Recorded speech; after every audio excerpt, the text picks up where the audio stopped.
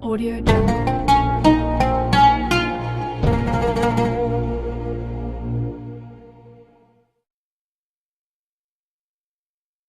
Bismillahirrahmanirrahim. Assalamualaikum warahmatullahi wabarakatuh. Innal hamdalillah nahmaduhu wa nasta'inuhu wa nastaghfiruh wa na'udzu billahi min syururi anfusina wa min sayyiati a'malina may yahdihillahu fala mudhillalah wa may yudlilhu fala hadiyalah. Asyhadu an la ilaha illallah wa asyhadu anna Muhammadan 'abduhu wa rasuluhu alladzi la nabiyya wa la rasula ba'dah. Alhamdulillah, hadirin rahimakumullah, pada kesempatan kali ini kita berjumpa untuk kedua kalinya. Kalau Bapak dan Ibu ingat. Ada yang ingat Bapak? Tahun 2022 kalau tidak salah, Ramadan juga. Alhamdulillah, ini merupakan salah satu kenikmatan dari Allah. Kita masih bertemu lagi dalam keadaan yang sama, yaitu dalam keadaan, insya Allah dalam keadaan ketaatan. Kita berkumpulnya di masjid dalam rangka belajar Al-Quran. Ini insya Allah dalam keadaan ketaatan juga. Dan ini merupakan salah satu yang perlu dijaga. Ya, silaturahmi dalam ketaatan merupakan nikmat dari Allah yang tiada terhingga dan harus kita jaga. Salawat serta salam semoga tetap tercurah limpah kepada Nabi kita, Nabi Muhammad Sallallahu Alaihi Wasallam, serta keluarganya, sahabatnya, tabi'in, tabi'in hingga kita selaku umatnya di akhir zaman. Nah, Bapak dan Ibu sekalian, kalau tidak salah 2022 itu saya membahas tentang Al-Quran juga. Tapi dari segi cara baca, kalau tidak salah waktu itu ya.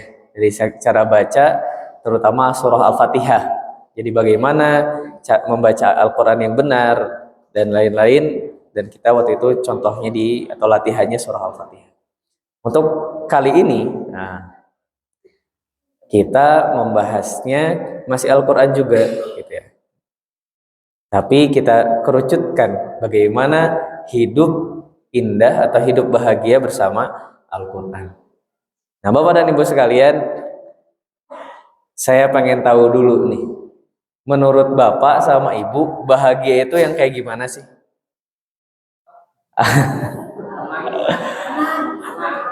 Tenang teh, cing Ibu Bapak, kalau nggak ada uang tenang tidak? Berarti standar bahagianya bukan tenang itu. Sehat, oke. Yang lain apa? Kayak, tercapai. Apa yang diinginkan tercapai dan lain-lain mungkin ya Pak ya. Nah, jadi Pak, Bu, kalau kita mau berbicara tentang bagaimana hidup bahagia dengan Al-Quran, standar bahagianya harus kita koreksi dulu gitu ya. Standar bahagianya bagaimana? Tadi disinggung oleh Bapak Ketua DKM, kalau mobil BMW terus pakai pedoman bemo, ya hancur, rusak. Sama gitu ya. Kita sebagai umat Islam, ketika menentukan standar kebahagiaan, kalau kita menggunakannya standarnya bukan standar yang Islami, ya nggak akan pernah bahagia. Orang-orang kapitalis menggunakan standar kebahagiaannya dengan harta, uang gitu kan. Jadi mereka walaupun sehat, anak-anaknya baik, anak-anaknya soleh, tapi kalau nggak punya uang stres. Nah, sama juga,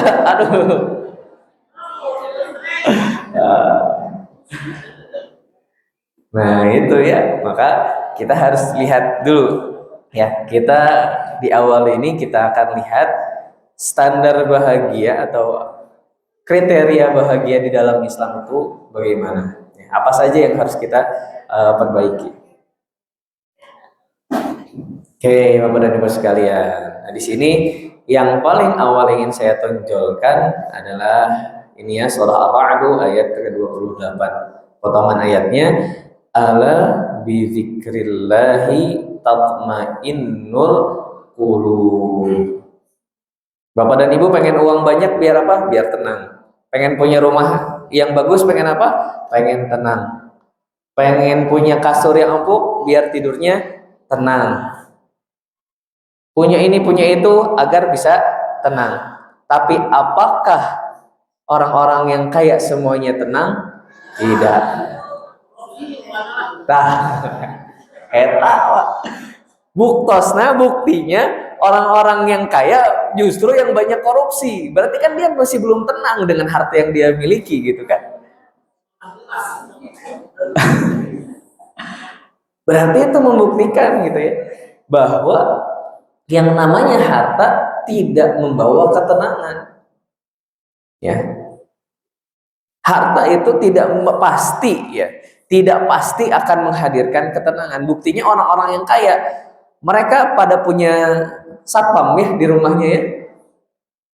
Kira-kira kenapa punya satpam? Takut. Takut apa? Takut dicuri gitu. Takut ada orang yang maling. Berarti tenang nggak? Nggak tenang. Ya. Berarti kekayaan, harta itu tidak mendatangkan ketenangan. Yang mendatangkan ketenangan siapa? Allah. Dan inti awal atau dasarnya ketenangan itu akan datang bizikrillah, dengan zikir. Zikir itu apa Bapak dan Ibu? Ingat. Ya, ingat sama Allah. Jadi kalau misalnya orang kaya ingat sama Allah, akan tenang. Dah harta mah punya Allah, gitu. Harta mah titipan Allah. Ya. Maka dia tidak akan maruk gitu ya, nggak akan semuanya ditahan. Dia akan sering sedekah, kasih sana sini. Orang yang sering bersedekah itu, orang-orang yang disedekah itu, kalau misalnya lihat ke iklan orang Thailand, mereka adalah CCTV terbaik kita. Pernah lihat Bu iklan Thailand? Iklannya teh kieu. Ya, iklannya teh gini. Ada seorang ya keluarga lah, bapak-bapak gitu dengan keluarga datang ingin beli CCTV terbaik. Berikan saya CCTV terbaik. Dikasih ini, wah kayaknya nggak cocok. Kasih ini nggak cocok, kasih ini nggak cocok. Terus kata yang jualnya, kamu suka ngasih nggak ke orang-orang yang ada di sekitar rumah kamu? Nggak pernah. Kata tukang CCTV-nya itu, CCTV yang saya kasih ke kamu ini nggak ada yang baik, nggak ada yang baik jika dibandingkan orang-orang yang ada di sekitar rumahmu. Mereka lah CCTV terbaik. Itu orang Thailand Bu, tidak beriman. Ya bukan orang Islam. Mengatakan kalau kamu berbuat baik sama tetanggamu, maka mereka akan menjadi CCTV terbaik untuk dirimu, untuk rumahmu. Sok dah Bu, kalau misalnya ada orang gitu ya, someah gitu ya sama tetangga-tetangganya. Mau tetangganya suka ngegibahin, mau tetangganya suka nyinyir, tapi dia tetap berbuat baik. Ya. Ketika misalnya ada orang yang mencoba membobol pagar rumah orang yang baik tadi, anu someah tadi, apakah tetangga akan diam saja? Kan enggak. Tapi kalau misalnya orangnya teh pika sebelen. Saya teh lagi nyari kalimat yang kata yang pas Pak, itu Pak, pika sebelen. Ya, orangnya teh pika sebelen pisan. Baru juga datang langsung, tahu nggak sih ibu ini teh kieu wah ngagibah deui. Unggal datang teh ngagibah we jeung ngagibah. Ya, apakah ketika rumah orang tersebut ingin dibobol, orang-orang akan dengan semangat untuk menghalau ya pencuri tadi? Mungkin akan ada orang, keun we lah da jelema eta mah kitu pika sebeuleun. Ya.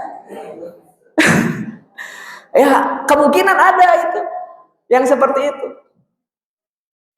Maka bizikrillah di sini Bapak dan Ibu sekalian tidak hanya zikir secara lisan, tapi zikir secara perbuatan juga.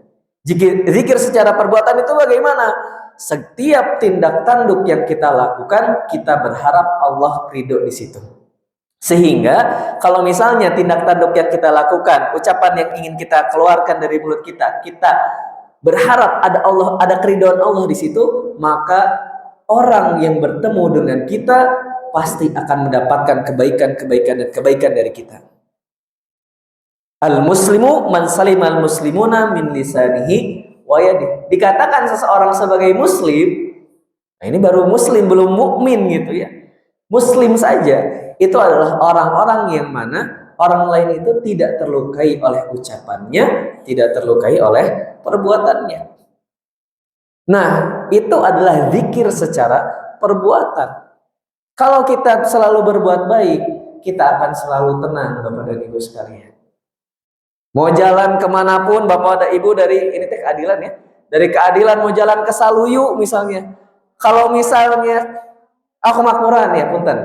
Dari kemakmuran mau ke Saluyu, kalau nggak pernah berbuat buruk, pasti akan dengan santainya melewati Saluyu. Tapi kalau misalnya mulutnya teh pika sebelen tadinya, kaditu kadieu teh ngomong batur we gitu nya.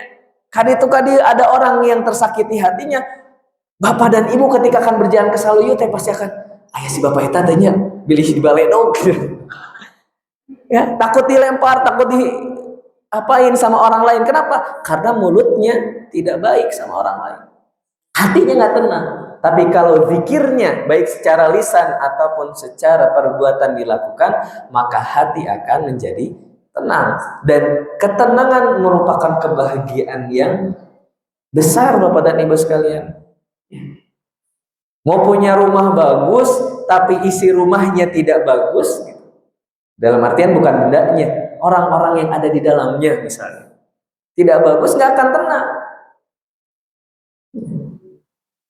Bapak misalnya, tenang Bu, nanti saya bela juga Ibu ya. Bapak misalnya pulang kerja, pulang pas sampai rumah, buka pintu, si Ibu langsung main, ayo Bapak gimana? Tos jam sakieu. Nyaman tidak Pak? Tenang tidak? Tidak. Tapi kalau Bapak dan Ibu, Bapak-bapak masuk ke rumah, lalu istri menyambut, Bapak, alhamdulillah pulang dengan selamat. Hayu dipencetan heula ku mama. Tenang Bu. Kalau Bu, saya bela Bu nanti Bu ya. Ada saatnya. Saya nggak bela bapak-bapak heula Bu. Ya, nggak akan tenang kalau misalnya sampai rumah istri tidak menyambut dengan baik. Kenapa? Karena mungkin istri tidak zikir, atau kitanya yang tidak zikir sehingga istri nggak zikir. Nah, gitu. Kalau kitanya zikir, ketika pulang ke rumah pun istri pun akan menyambut kita dengan baik. Si ibu teh cenah masak, hari pas pulang, Pak hayu makan bareng. Nggak taunya apa kata si bapak, Bapak udah makan di luar sama teman-teman. Wah itu marah itu kan. Nah, si bapak tidak zikir, tidak ingat gitu ya, bahwa di rumah ada istri yang sedang menyiapkan makanan. Ya, jadi istri tidak akan tenang juga tuh Pak kalau kayak gitu. Wah si bapak tiap pulang teh udah makan di luar wae, boa-boa aja. Nah gitu. Jadi harus zikir ya, zikir secara lisan, zikir secara prakteknya juga dalam kegiatan kita. Selalu ingat kepada Allah dalam setiap tindak tanduk dan ucapan yang kita ucapkan, maka akan hadir ketenangan kepada kita. Mau rumahnya jelek, mau rumahnya kecil, tapi kalau misalnya isi rumahnya baik, karena semuanya berzikir kepada Allah, maka rumah itu akan menjadi tempat yang paling nyaman. Mau dunia semua memusuhi Bapak, tapi kalau di rumahnya semua berzikir, maka di rumah Bapak akan baik-baik saja. Nah, gitu ya. Jadi Bapak zikir, Ibu juga zikir, maka akan menghadirkan ketenangan. Dan inilah standar kebahagiaan dalam Islam. Jadi bukan harta, karena tadi pada kenyataannya harta tidak membawa kepada ketenangan, dan tidak akan bahagia orang yang tidak tenang. Mungkin pada saat-saat tertentu akan tertawa terbahak-bahak, tapi kalau misalnya sudah ingat lagi kepada sesuatu hal yang misalnya mengancamnya gitu ya, kayak tadi takut rumahnya kebobolan, pasti akan hilang itu ketenangannya. Kebahagiaannya akan hilang juga. Baik Bapak dan Ibu, selanjutnya, nah ini ya, kebahagiaan bagi orang yang beriman dan beramal soleh. Ini sebetulnya masih berkaitan sama tadi zikir ya. Zikir, orang yang zikir tidak akan berzikir, seseorang tidak akan berzikir kalau misalnya tidak dilandasi dengan iman. Ya. Man 'amila shalihan min dzakarin aw unsa wa huwa mu'min falanuhyiyannahu hayatan thayyibah. Janji Allah Bapak dan Ibu sekalian. Ketika seseorang beramal soleh, ya, amal soleh itu Bapak dan Ibu, ya tidak cuma ngaji, tidak cuma apa tadi zikir secara lisan gitu, subhanallah, alhamdulillah, la ilaha illallah, Allahu akbar. Tidak cuma haji, tidak cuma umroh. Amal soleh itu adalah yang dampaknya dirasakan oleh orang-orang di sekitar kita. Setiap kali kita keluar, orang merasakan kebaikan kita. Itu amal soleh. Bapak senyum tiap kali keluar, orang melihatnya jadi nyaman gitu. Ya. Bapak nyapu atau ibu nyapu di depan rumah sehingga depan rumah menjadi bersih, membersihkan selokan sehingga tidak banjir. Nah ini Bandung sedang dilanda banyak ini ya, banjir di mana-mana, air meluap di mana-mana. Ini bisa jadi karena nantilah itu kita bahas ya. Nah, karena nggak amal soleh lah, ya, buang sampah sembarangan gitu. Nah orang yang beramal soleh dan amal solehnya dilandasi dengan keimanan. Nah ini Pak Bu ya, orang-orang kafir banyak nggak yang beramal soleh? Banyak. Orang-orang kafir banyak yang beramal soleh, tapi tidak dilandasi dengan keimanan. Maka janji Allah tidak berlaku untuk mereka. Janji Allahnya apa? Falanuhyiyannahu hayatan thayyibah. Akan kami berikan kepada mereka kehidupan yang baik. Nah, Bapak dan Ibu sekalian, kalau kita buka tafsirnya Al-Qurtubi, kata Imam Al-Qurtubi, hayatan thayyibahnya itu fid dunya wal akhirah. Jadi bukan hayatan thayyibah di akhirat saja. Orang yang berbuat baik, beramal soleh, dan amal solehnya dilandasi dengan keimanan, itu hayatan thayyibahnya di dunia dan di akhirat. Nah lagi-lagi punten ya, hayatan thayyibahnya jangan distandarkan dengan standar orang-orang kafir. Sering ada atau mungkin pernah ada pertanyaan, Ustaz, kenapa kok orang yang sering ke masjid, marbot masjid, kok hartanya segitu-gitu aja? Berarti kan gak jadi bahagia itu kalau kayak gitu. Ternyata tidak. Ya. Pada kenyataannya orang-orang yang mengabdi di masjid, mereka mencari apa? Ketenangan. Lagi-lagi Pak, kebahagiaannya itu ketenangan.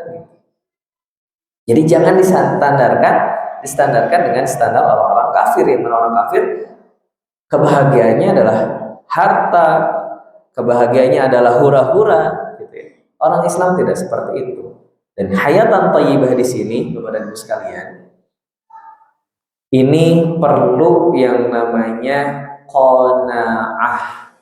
Ya, qanaah.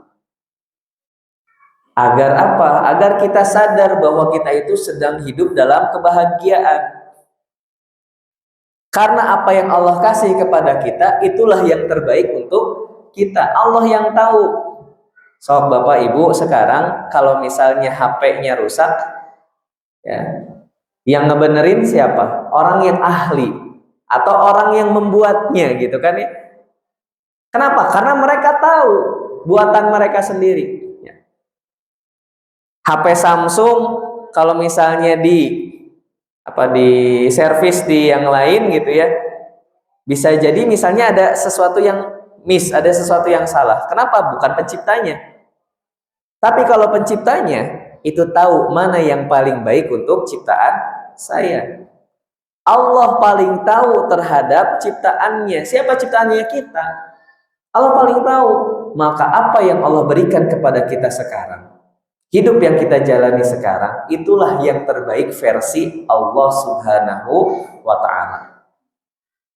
Ustadz, kenapa kok saya selalu miskin? Pertanyaannya ya, apakah kalau misalnya dikasih kaya, kamu tetap sholat ke masjid? Nah, aya anu kitu soalnya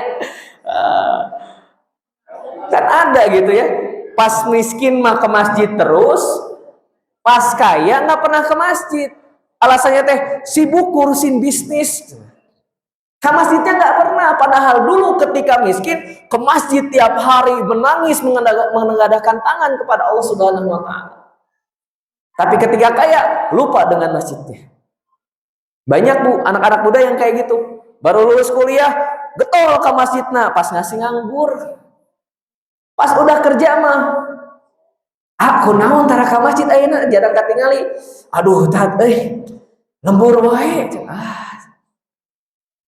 Di kantor ke masjid ente kadang telat. Berarti apa? Berarti Kak, itu buktinya Bapak dan Ibu. Kita harus qanaah terhadap kehidupan yang kita jalani sekarang. Bukan berarti kita tidak boleh meningkatkan taraf kehidupan kita, bukan.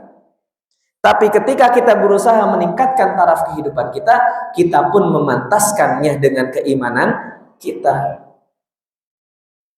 Kita harus siap ketika kaya, kita harus siap juga tetap sholat ke masjid. Miskin, sholat ke masjid. Kaya, sholat ke masjid. Apapun keadaannya, tetap sholat ke masjid.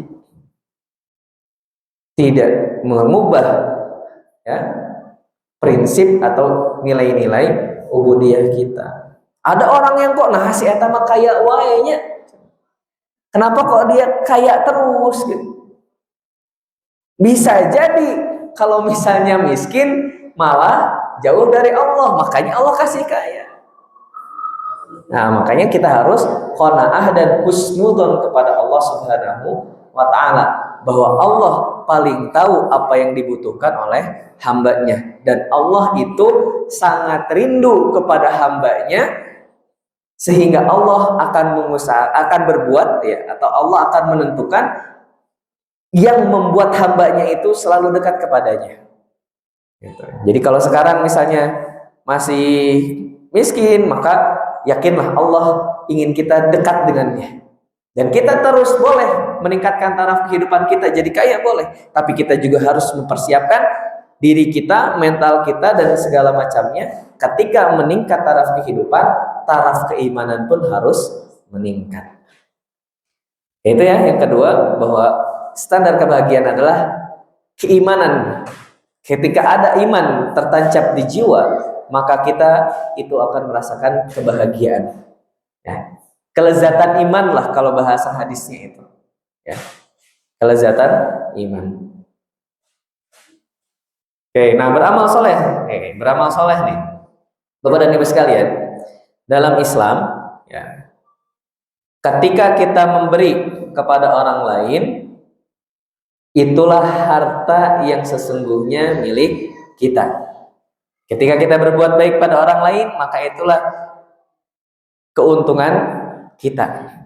Maka di dalam Islam ya, tidak boleh itu orang yang pengennya sendiri aja. Manusia itu diciptakan bermasyarakat, maka kita harus bermasyarakat dan berbuat soleh di masyarakat tersebut. Ya, kalau suatu saat pengen sendiri boleh Pak, tapi bukan berarti sendiri terus nggak pernah mau gaul. Kalau bah sholat tahajud masuk sendiri nyalira gitu. Jangan di statusin gitu ya.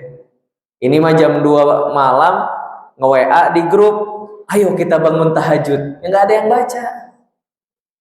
Ya, nggak ada yang baca. Kalau mau ngajak tahajud dari sebelum waktu tidur gitu. Ayo Bapak dan Ibu, nanti malam kita bangun tahajud. Nah itu baru. Tapi kalau nge-WA di grupnya jam 2 malam, siapa yang baca? Yang baca juga nanti pas subuh paling dibukanya. Akhirnya apa jatuhnya? Jatuhnya bisa menyerempet ke ria.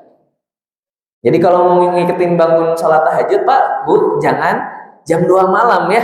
Isya tuh, habis Isya boleh tuh nge-WA di grup. Bapak Ibu jangan lupa sholat tahajud ya, boleh. Tapi kalau jam 2 malam, jam 3 ya siapa yang baca? Yang bangun juga kan gak akan buka HP gitu ya. Kalau memang bangunnya untuk sholat gak akan buka HP, kecuali kalau ngelihat jam gitu, gak akan WA-an. Nah gitu ya. Selanjutnya Bapak dan Ibu sekalian, nah, standar kebahagiaan atau kebahagiaan dalam Islam itu ada dalam sabar dan syukur. Tadi sudah disebutkan ya, qanaah. Qanaah itu bagian dari syukur. Bentuk syukuran kita adalah dengan qanaah. Ya. La in syakartum la azidannakum.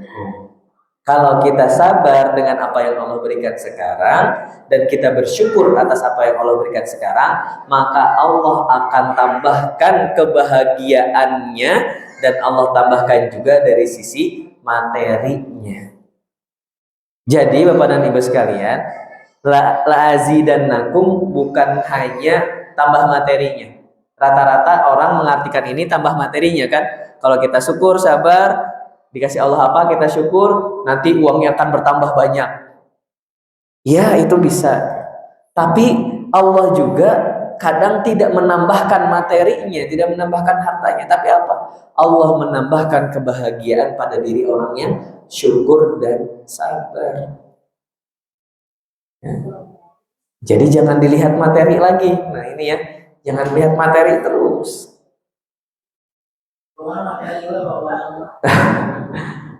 Ya. Oke ya. Oke. Nah, Bapak dan Ibu sekalian, kayak ini penekanan ya, ini penekanan pada ayat yang sebelumnya. Kalau tadi ayat ya, ala bidzikrillah tatmainnul qulub. Nah, di sini nah, kekayaan nih, tentang kekayaan. Kekayaan sejati kata Rasulullah itu bukan harta. Ya, kata Rasulullah, laisal ghina min kas'an kasratil 'arad, walakinnal ghina ghinan nafs.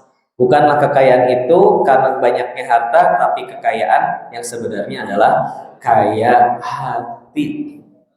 Kaya hati itu bukan hatinya jadi ada beberapa gitu ya. Kaya hati itu ya Bapak selalu berlapang dada gitu ya. Itu kaya hati. Bapak selalu legowo, selalu jembar, bahasa Sundanya jembar. Apapun yang terjadi Bapak ridho, ikhlas, karena yakin tadi, karena iman, didasari iman. Apapun yang terjadi karena iman, maka kita melihat dengan kacamata hikmah. Oh iya, saya kayak gini teh karena ini. Itu kaya hati. Ya, jadi kekayaan yang sebenarnya adalah kaya hati. Tapi kalau miskin hati, sempit hatinya, nah di dalam Al-Quran ya yang disebutkan sempit hatinya itu orang-orang munafik, orang-orang musyrik, orang-orang munafik itu sempit hatinya, miskin hatinya.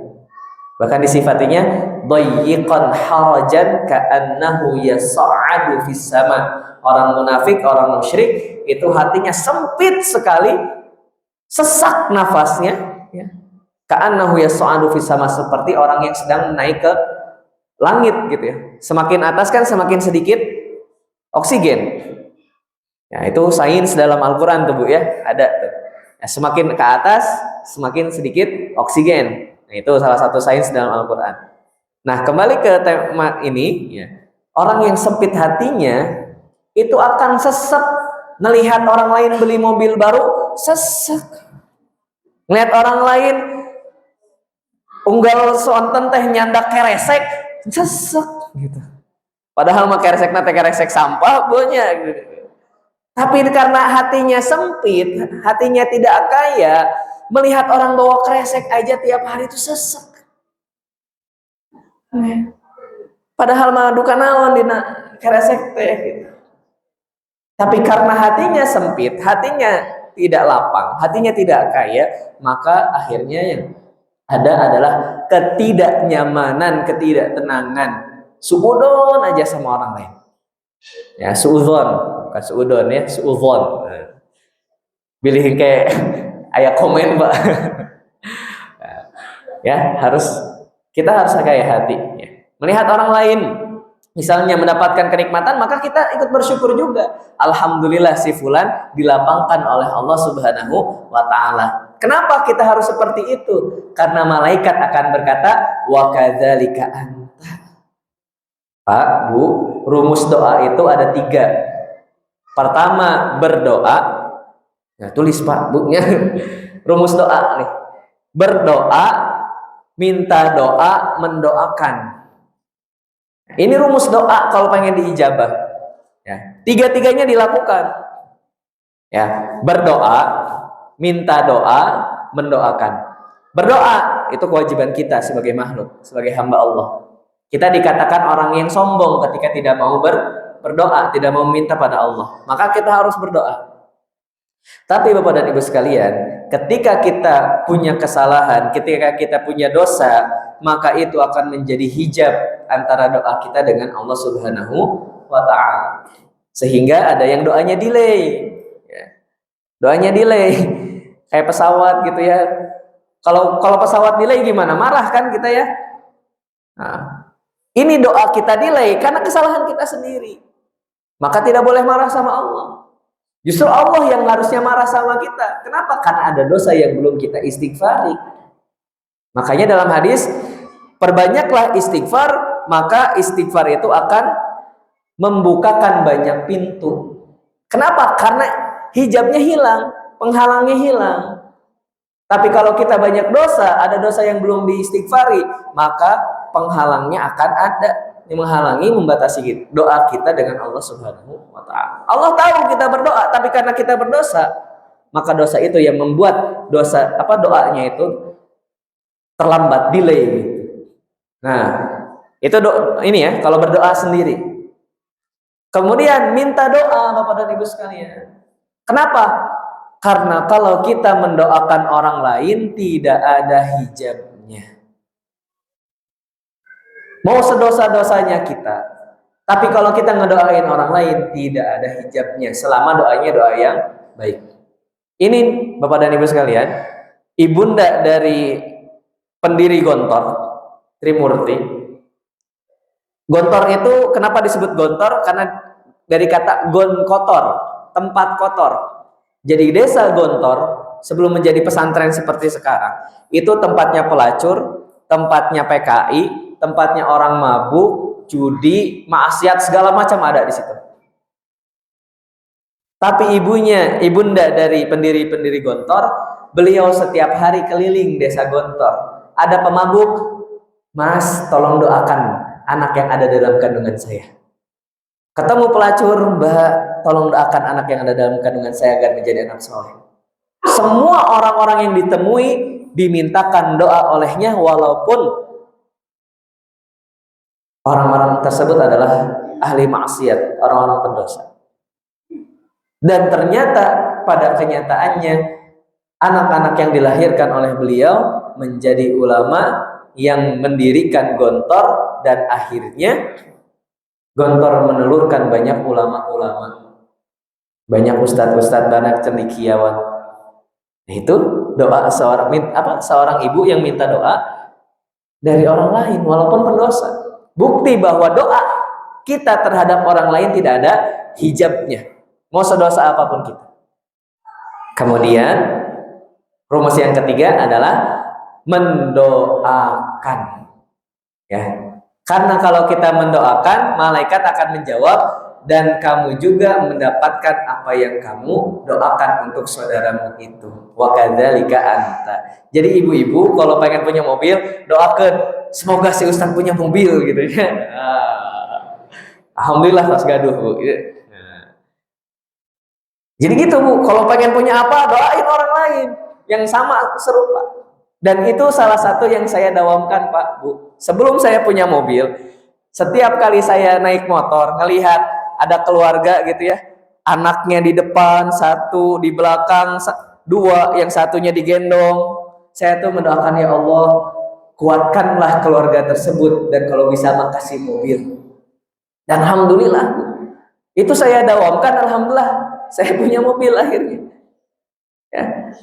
Jadi kalau punya hajat, jangan berdoa untuk diri sendiri juga. Cari, lihat orang lain, ada nggak yang hajatnya sama dengan kita? Ada, oh si fulan punya hajat yang sama, doain juga. Soknya habis ini saling mendoakan. Ya.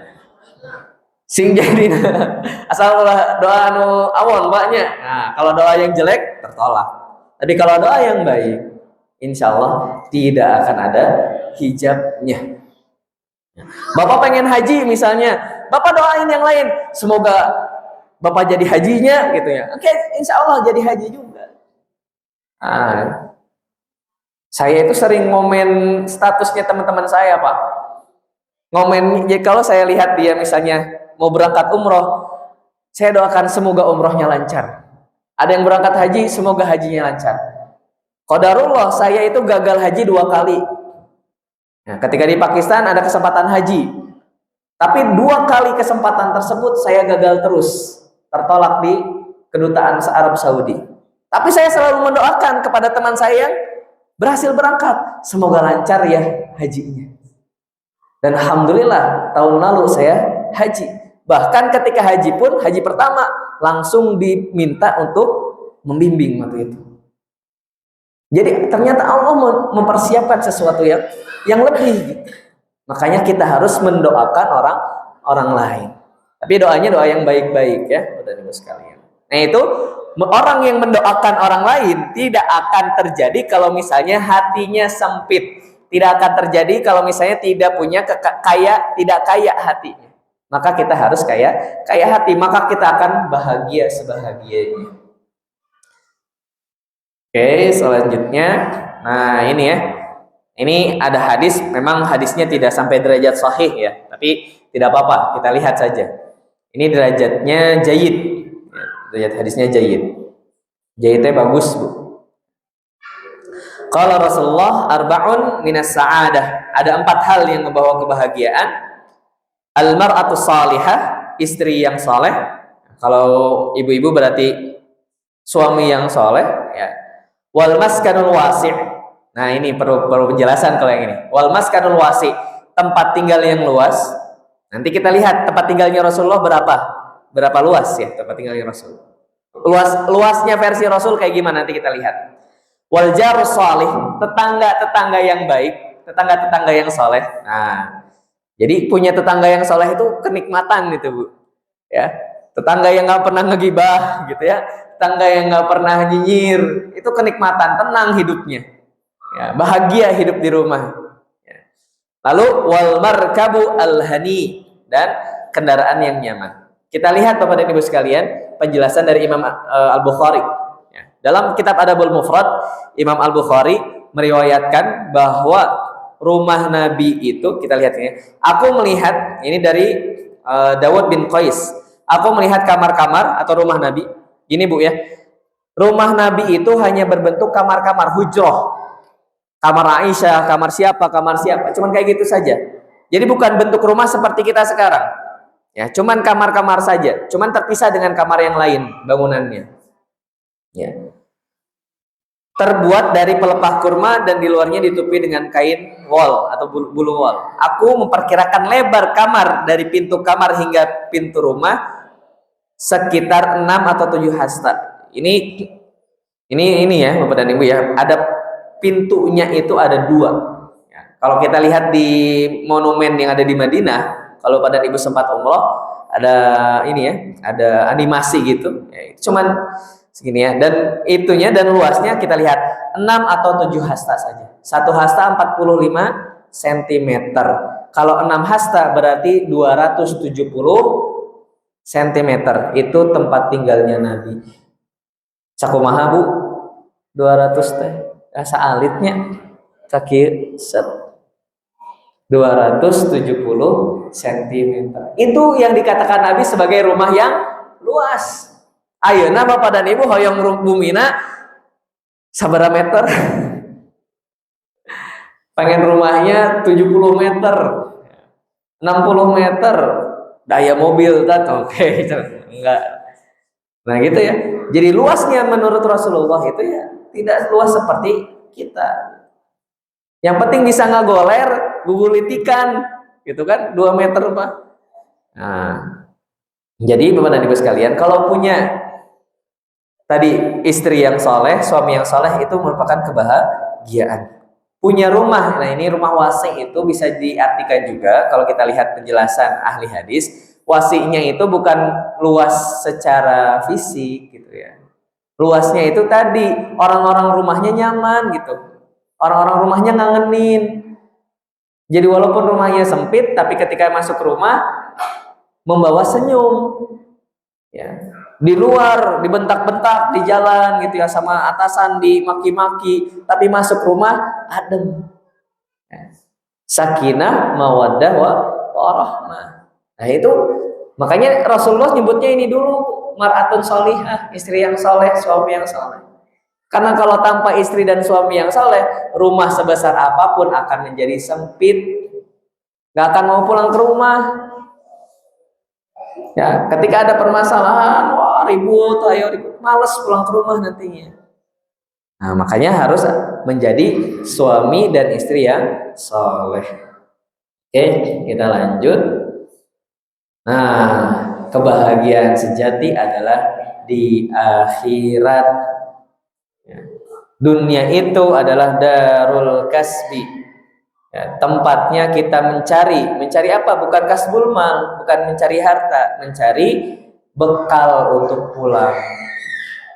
Ketika Rasulullah ditanya, manil akyas, siapa orang yang cerdas, yang jenius? Kata Rasulullah, al akyasu huwa man ista'adda di yaumil akhirih. Atau kama qala Rasulullah. Ya, saya takut salah teksnya. Takut salah teks bahasa Arabnya. Tapi kata Rasulullah artinya insya Allah benar ya. Akyas, orang yang jenius adalah orang-orang yang mempersiapkan untuk akhiratnya. Itu orang yang cerdas. Kenapa? Karena dia tahu bahwa hidup di dunia itu diibaratkan seperti musafir yang sedang beristirahat di bawah pohon yang rindang. Pohon tersebut bisa dimanfaatkan, tapi bukan untuk tinggal selama-lamanya di situ. Bapak dan Ibu sekarang bayangkan sedang dalam perjalanan, ya, Bapak dan Ibu di tanah yang tandus sekali. Terus ada pohon yang rindang, ada buahnya, pohon apel lah misalnya, atau pohon mangga gitu ya. Bisa dimakan buahnya. Bapak dan Ibu bisa berteduh di situ, bisa makan buahnya, bisa gogoleran, bisa tidur bentar. Tapi apakah Bapak dan Ibu akan di situ terus? Enggak kan? Pasti Bapak dan Ibu akan terus berjalan atau melanjutkan perjalanan menuju tujuan akhir. Tujuan akhir kita apa? Tujuan akhir kita adalah akhirat. Maka kebahagiaan yang hakiki adalah kebahagiaan di akhirat. Jadi kalau misalnya kita masih kekurangan harta sampai sekarang, maka yakinlah Allah menentukan itu yang terbaik bagi kita dan jadikan itu wasilah untuk mendapatkan kebahagiaan yang hakiki di akhirat nanti. Dengan cara apa? Dengan cara sabar, dengan cara tetap bersyukur dengan apa yang Allah beri. Gak punya mobil, syukur, alhamdulillah, gak harus bayar pajak, ya.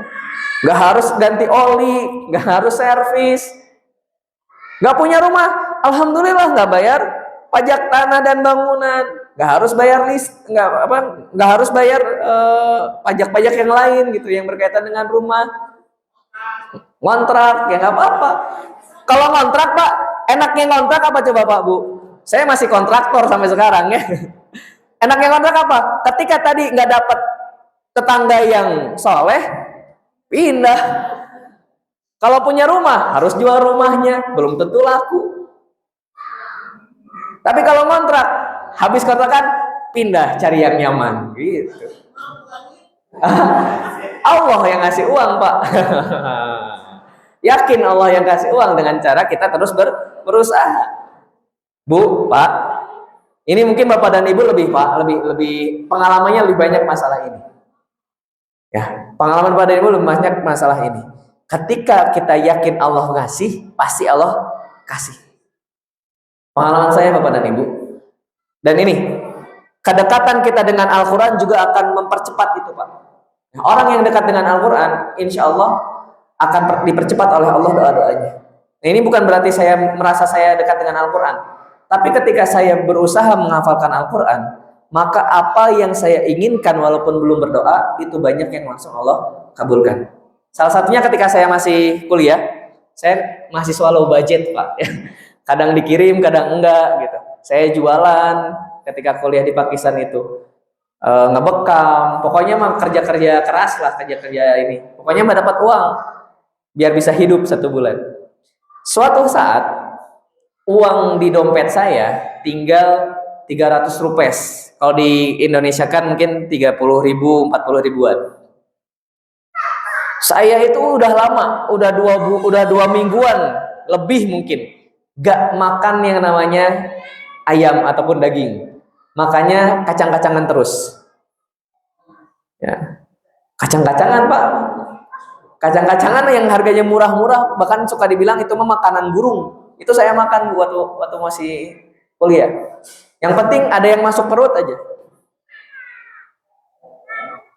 Ketika pulang dari halaqah Quran, saya datang ke pasar.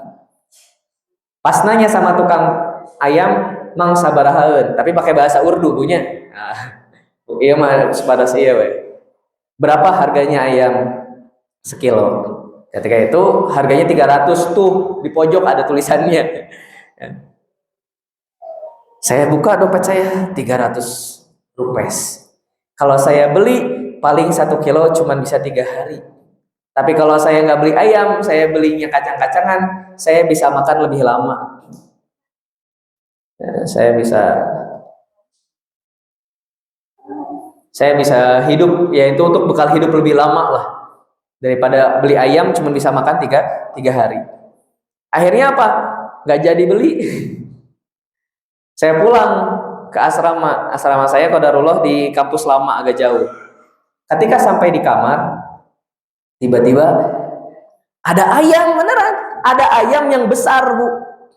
Ya, ada ayam yang potongannya besar di atas kasur saya. Saya nanya sama teman kamar, ini dari mana? Itu buat kamu dari saya. Nah, kamu udah makan? Udah, sengaja buat kamu. Sekali pernah kayak gitu. Sama kasusnya juga kayak tadi, kehabisan uang, udah lama gak makan ayam, pengen makan ayam. Saya akhirnya datang ke kafetaria kampus, beli kacang-kacangan, lagi makan, tiba-tiba ada orang datang bawa satu kuali besar, isinya ayam satu ayam lah gitunya. Buk gitu, disimpan. Ayo makan sama saya. Naon ieu teh kan? Saya kaget gitu. Kenal juga enggak. Terus saya nanya, kenapa kok kamu ngasih saya makan? Saya baru lulus gitu. Ayo makan sama saya. Dia cuma nyomot 2 kali 3 kali, sisanya saya ngabisin. Ya. Itu ya enggak ngabisin langsung di situ Bu ya. Satu ayam soalnya gede. Nah. Itu sesuatu yang tidak saya sangka kan. Belum didoakan bahkan sudah Allah kasih. Ya. Ketika itu saya enggak berdoa ya Allah hoyong ayam gitu, enggak. Ketika ngelihat isi dompet cuma 300 rupiah ya udah, pergi aja gitu. Tapi ternyata Allah kasih. Nah, itu Bapak dan Ibu sekalian, ya. Kalau orang berusaha dekat dengan Allah, saya masih berusaha dekat ya. Saya bukan orang yang dekat dengan Allah. Saya berusaha dekat dengan Allah. Dan ini ternyata Bapak dan Ibu bukan hanya saya, mahasiswa yang lain pun kayak gitu banyak. Ada yang apa namanya itu? Dia tirakatnya itu setiap kajian pasti hadir di masjid, bahkan paling depan, bahkan nyiapin tempatnya untuk guru-guru kami, untuk syekh-syekh di Pakistan itu. Dia yang nyiapin tempat, dia yang nyiapin minum. Tirakatnya kayak gitu. Hidupnya lancar terus, Pak. Jadi beliau itu, ini kakak kelas saya, cerita kakak kelas saya. Beliau itu nekat ke Pakistan nggak punya bekal. Ya, cuman punya uang untuk berangkat saja, tiket. Sampai di sana bingung untuk bayar SPP gimana.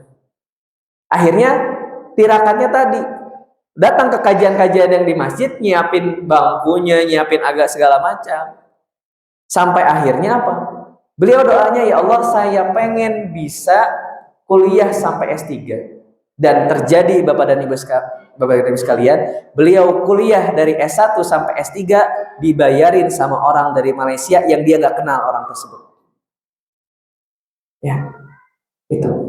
Berusaha dekat dengan Allah, punya tirakat, insya Allah apapun yang kita inginkan Allah berikan. Dan lagi-lagi Bu, keinginannya jangan, atau apa, di hati kita harus tekankan bahwa kebahagiaan sejati itu di akhirat. Jangan kita mengatakan kita nggak bahagia di dunia karena saya nggak bisa makan ini, nggak bisa makan itu, saya nggak bahagia.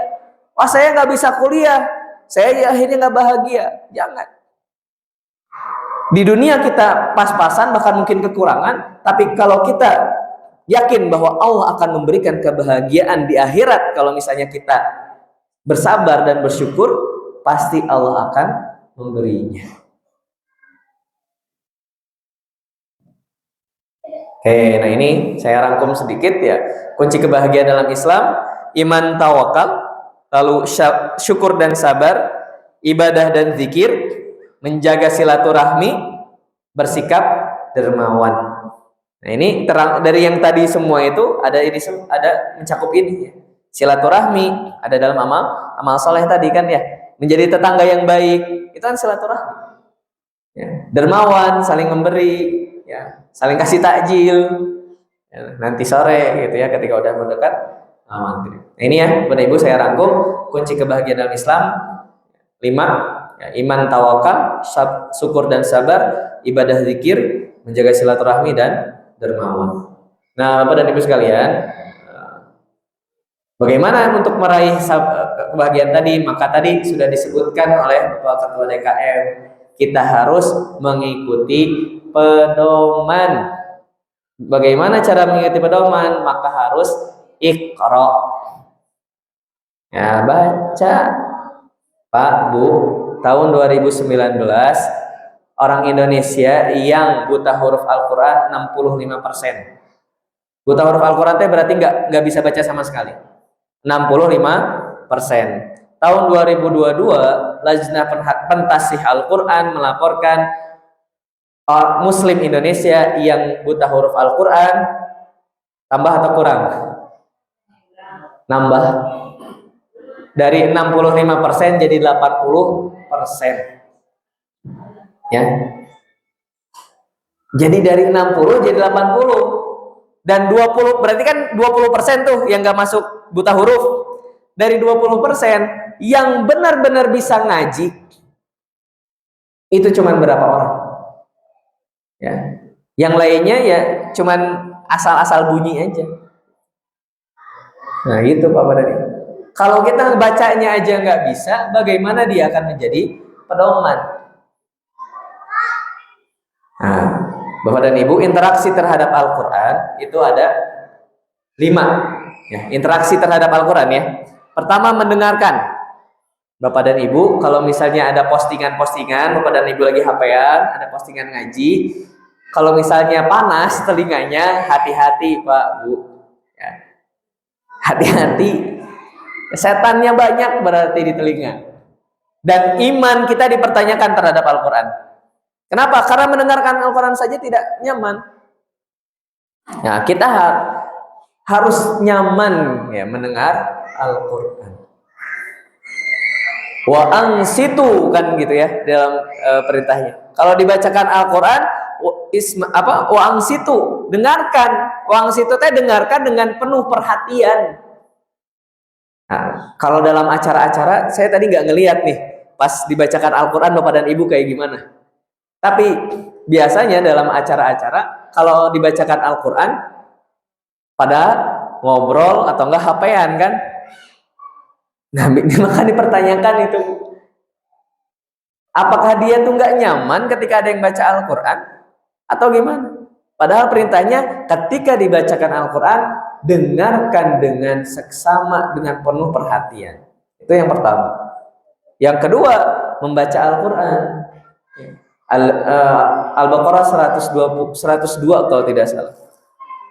A'udzubillahi minasyaitonirrajim. Alladzina atainahumul kitaba yatlunahu haqqa tilawatihi ulaika yu'minu nabi. Mereka lah yang diberikan oleh kami Alkitab yaitu Al-Quran.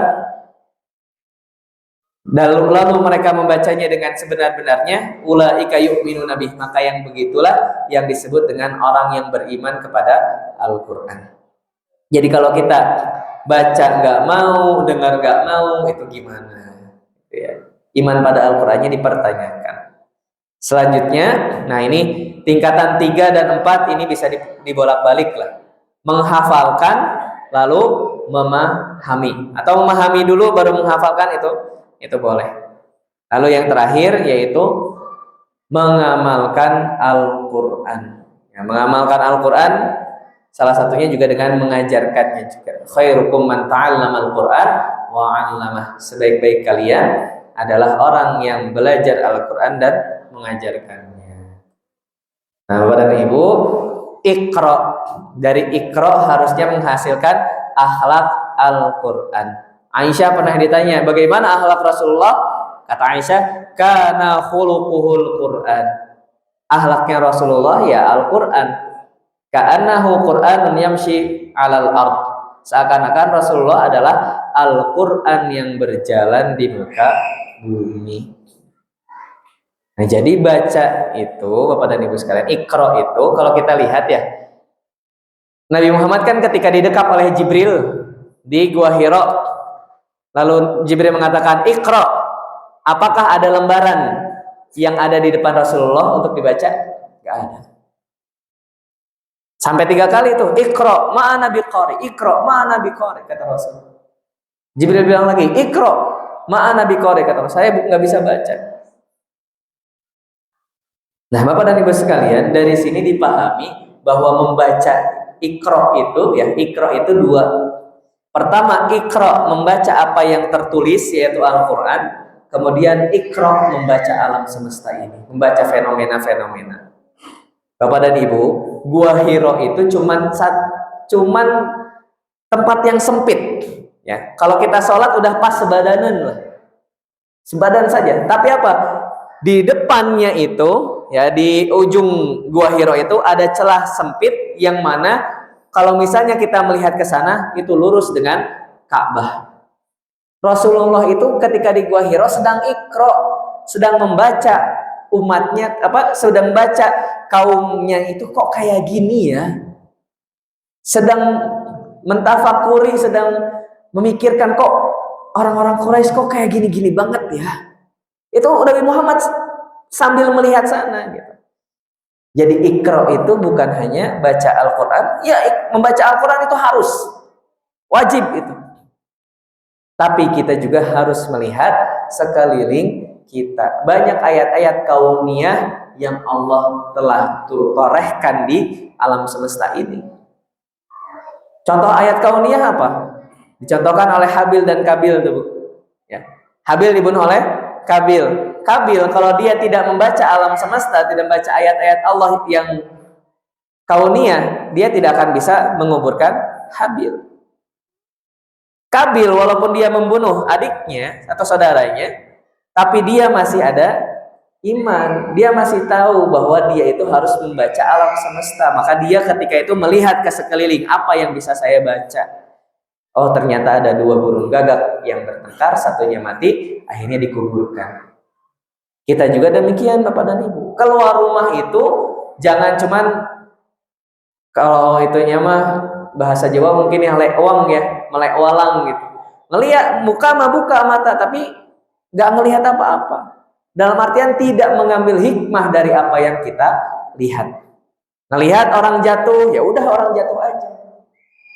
Tapi kalau orang yang melihat dengan kacamata hikmah, karena ada keimanan di hatinya sehingga dia membaca alam semesta, membaca fenomena. Ketika ada orang jatuh, dia akan lihat, oh iya, orang itu kalau Allah berkehendak dia jatuh, pasti jatuh kok. Mau dia kayak gimana pun juga berusaha untuk tidak jatuh. Tapi ada orang, Bu, yang ketabrak tapi nggak kenapa-napa. Ada ya? Salah satunya saya, Bu. Pas masih di Arafi, Pak. Itu kan ketabraknya saya sampai terbang, ngapung, loncat gitu.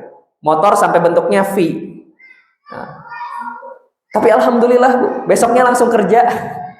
Dan nggak kenapa-napa, nggak luka, ya luka cuman lecet dikit di kaki. Dan itu berarti kan apa? Kalau Allah belum berkehendak saya mati, mau ditabrak toronton pun nggak akan mati kan? Mau ditabrak apapun, mau ada apapun nggak akan meninggal karena Allah berkehendak demikian. Nah, kalau misalnya kita tidak melihat sesuatu dengan kacamata hikmah, ketika ada orang jatuh, kan waelah jatuh, iya udah bisa bangun nyalira. Ada misalnya ya ada apapun itu, kita harusnya melihat dengan kacamata hikmah. Itu adalah membaca alam semesta, membaca ayat-ayat kauniyahnya Allah Subhanahu wa ta'ala. Oke. Ya, membaca atau iqra harusnya menghasilkan akhlak Qur'ani, akhlak Qur'ani akan menghasilkan kebahagiaan. Akhlak Qur'ani tadi yang disebutkan di awal itu akhlak Qur'ani semua, Bu. Ya, hatinya lapang, hatinya kaya, itu akhlak Qur'ani. Memberi, memaafkan, senyum, semuanya kebaikan-kebaikan itu adalah akhlak Qur'ani. Nah, baiklah, mungkin itu Bapak dan Ibu sekalian, bahagia hidup bahagia bersama Al-Quran, ya. Kalau misalnya pengen dibahas lagi, banyak sekali ayat Al-Quran tentang kebahagiaan, ya. Tapi karena waktu kita tidak banyak, ya, maka kita bahas ini saja dulu. Dan nanti silahkan Bapak dan Ibu mendalaminya lagi dengan Iqra, baca Al-Qur'annya, buka Al-Qur'annya, lihat terjemahannya, kalau bisa lihat tafsirnya juga, gitu ya. Jadi lomba-lomba hatam Al-Qur'an bagus, ya. One day one juz bagus, tapi harus juga ada satu hari kita melihat makna dari apa yang kita baca, agar jangan sampai Al-Qur'an itu cuma jadi kayak mantra doang, komat kamit ngerti enggak, gitu ya. Tapi kita harus ketika kita baca, kita usahakan memahami apa yang kita baca. Gak mesti misalnya kalau Bapak dan Ibu bisa bahasa Arab, alhamdulillah, ya, berusaha bisa bahasa Arab, alhamdulillah. Tapi kalau misalnya tidak bisa berusaha untuk jadi bisa bahasa Arab, yang penting coba baca itu kan di sampingnya, ibu-ibu, bapak-bapak yang Al-Qurannya Al-Quran terjemahan, di samping ada terjemahannya, atau ada yang terjemahan perkata, baca terjemahannya itu apa, ya, sehingga Al-Quran benar-benar menjadi hudal linnas wa bayyinatin minal huda wal furqan, menjadi petunjuk bagi kita dan akan menjadi pembeda mana yang baik, mana yang buruk, sehingga akhirnya kita akan bahagia. Billahi taufiq wal hidayah. Assalamualaikum warahmatullahi wabarakatuh.